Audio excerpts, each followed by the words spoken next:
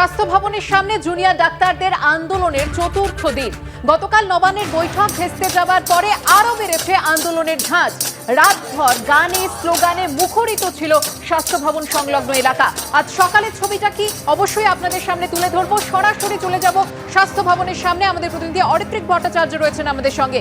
অরিত্রিক, গতকাল রাতেও আমরা দেখেছি যখন মহানগরে ঘুমিয়ে রয়েছে তখন আরজি কর কাণ্ডে নিহত তরুণী চিকিৎসকের সুবিচারের দাবিতে তারা আওয়াজ তুলেছেন সারা রাত ধরে। আজ সকাল 9টায় কি ছবি?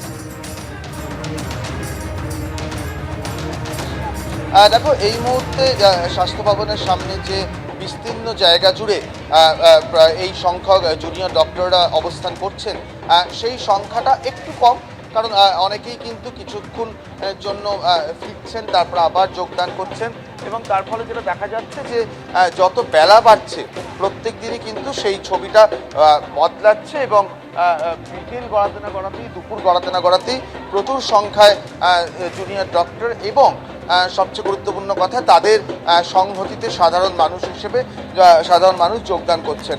ইতিমধ্যেই আমরা এখানে, তুমি ভালো করে শুনলে দেখতে পাবে, এখানে কিন্তু একটা ঢাকের বোল রয়েছে এবং রয়েছেন এখানে প্রত্যেক জুনিয়র ডাক্তার, তারা কিন্তু নিজেদের মধ্যে রয়েছে। একটু কথা বলতে চাইবো, কালকে তোমরাও প্রচুর প্রত্যাশা নিয়েছিলে যে কালকে মিটিংটা হবে, জট কাটবে, কিন্তু সেটা শেষ পর্যন্ত হলো না। একটু কি তোমরা হতাশ? তো হতাশার কোনো জায়গা নেই। আমরা আলোচনার দিক খুলে রেখেছিলাম বলেই আমরা গেছিলাম। আমরা চেয়েছিলাম যে সুস্থভাবে আলোচনাটা হোক, বিষয়টা মিটিয়ে যাক, কিন্তু যারা অপরপক্ষে ছিল তারা হয়তো মন থেকে চায়নি। একটা কি লাইভ স্ট্রিমিংয়ের ব্যবস্থা করা যেতে পারতো না? এতটাই আমাদের সব কিছু অপারগ হয়ে গেছে আমাদের পশ্চিমবঙ্গের সব সিস্টেম, একটার পর একটা সিস্টেম তো আমরা দেখছি অপারগ, অকেজো। এই সিস্টেমটাও কি এইভাবে অকেজো করে দিতে চাইছেন আপনারা? কেন হবে না? আমরা কি হাতি ঘোড়া পালকি চেয়েছি? শুধুমাত্র লাইভ স্ট্রিমিং চাওয়া হয়েছিল। কেন? হয়তো উনি চাননি মনে থেকে, আমরা তো চেয়েছি, আমাদেরকে এখনও ডাকলে আমরা যাব, কিন্তু লাইভ স্ট্রিমিং করতে হবে। তোমরা কি এখনো আশা করছো যে লাইভ স্ট্রিমিং এর দাবি মেনে নিয়ে আবার সরকার যদি ডাকে, তাহলে কি একইভাবে তোমাদের কালকে যেমন 30 জনের প্রতিনিধি দল এখান থেকে বেরোলো, তোমরা কি সেই আশা রাখছো? আমরা সবসময় আশা রেখেছি, আমরা প্রত্যেকেই প্রতিবাদ নিয়ে আমরা আশা রেখেছি, প্রত্যেকে আমরা এই ব্যাপারটা সুস্থ সমাধান যাতে হয় তার জন্য আমরা আশা রেখেছি, তার জন্য সর্বাত্মকরূপে সবাই চেষ্টা করছে। এবং তুমি দেখতেই পাচ্ছ যে এখানে যারা এসছেন তারা ইতিমধ্যেই কিন্তু তাদের বক্তব্য রাখছেন, মাঝে মাঝে স্লোগান উঠছে। যত বেলা বাড়ছে লোক সংখ্যাও বাড়তে শুরু করছে, এবং সার্বিকভাবে যেটা দেখা যাচ্ছে আজকে চতুর্থ দিন।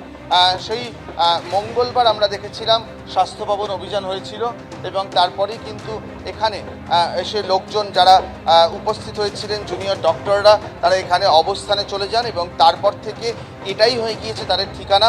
মাথার ওপরে তেরপল, আজকে বৃষ্টির সম্ভাবনা রয়েছে, রাস্তার ওপর তেরপল খাটিয়ে তারা বসে রয়েছেন, স্লোগান তুলছেন, আওয়াজ তুলছেন, বিচার চাইছেন, এবং তাদের যে 5 দফা দাবি সেটা নিয়ে সরকারের সঙ্গে আলোচনা করছেন। কিন্তু লাইভ স্ট্রিমিং তাদের অন্যতম শর্ত। আমরা জানি যে শর্তে গতকালকের মিটিং ভেস্তে গিয়েছিল, জুনিয়র ডাক্তাররা পৌঁছেছিলেন, মুখ্যমন্ত্রী অপেক্ষা করেছিলেন, কিন্তু মিটিং সম্ভব হয়নি। তারা এখনও আশা রাখছেন যে তাদের দাবি মেনে রাজ্য সরকার মিটিংয়ে আগ্রহী হবেন এবং সেই মিটিং থেকে জট কাটবে, সেই আশা কিন্তু তারা রাখছেন। ধন্যবাদ অরিত্রিক।